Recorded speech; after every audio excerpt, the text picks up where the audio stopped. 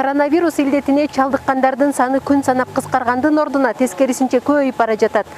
Коронавируска чалдыгып же сасык тумоо оорусу менен ооруп айыккан ар бир жаран мен бул ооруга чалдыгып жакшы болдум, менде иммунитет иштелип чыкты деп санитардык талаптарды сактабаган учуру абдан көп кездешүүдө. Бул тууралуу дарыгерлер кандай кеңеш берет? Чогуу күбө болобуз. Негизи ооруп, анан жакшы болгондон кийин деле бир 7-8 ай керек экен да, кайра ден соолугун кайра ордуна келишине. Ошон үчүн эч кандай бир өзүбүздө мындай уверенность пайда болбош керек. Оорубайм мен болду, менде антитела же болбосо иммунитет иштелип чыгат деген бул туура эмес. Себеби биздин ооруп чыккандан кийин бизде эч кандай иммунитет калбаганына байланыштуу сөзсүз түрдө коомдук жайларга барганыңызда же болбосо кандайдыр бир жумуш менен көчөгө чыкканыңызда сөзсүз түрдө бул масканы тагуу абзел. Анан масканы бир гана жолу тагууга уруксат берилет да. Мисалы, кээ бирки жерлерге бар маскаңыз жокпу деп калсаң, чөнтөгүндө масканы алып чыгып тагышат. Эми билбейм, ал маска кайсы убакка чейин тагылып, анан кандай абалда сакталган да.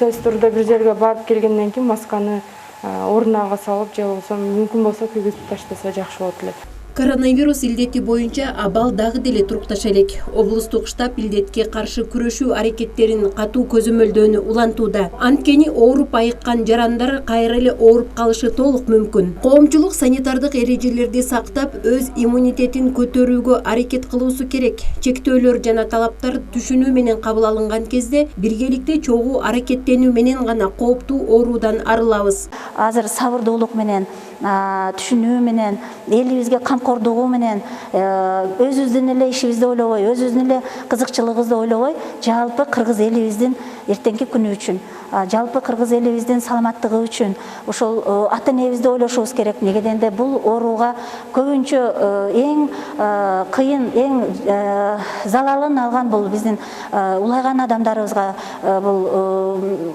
катуураак, оорураак абалда болуп атат. Ошондой эле туугандарыбыздын арасында өнөкөт оорулары барларга аябай бул кооптуу болуп атат. Жарандар арасында илдеттин жайылганын, оорунун арты өлүм менен аяктаган учурларын көрүп туруп деле ишенбестик жана кайдыгерлик менен мамиле кылгандар бар экени өкүндүрөт. Иммунитети күчтүү адам оорубаганы менен вирусту алып жүрүүчү катары иммунитеттин жетишпестигине дуушар болбойт деп эч ким кепилдик бере албайт. Айрым пандемия шартына олуттуу караган жашоочулар өз үй бүлөсүнүн камкордугу үчүн оорунун алдын алып ар кандай ыкмалар менен иммунитетти такай көтөрүүнүн аракетин көрүп жатканын айтышат.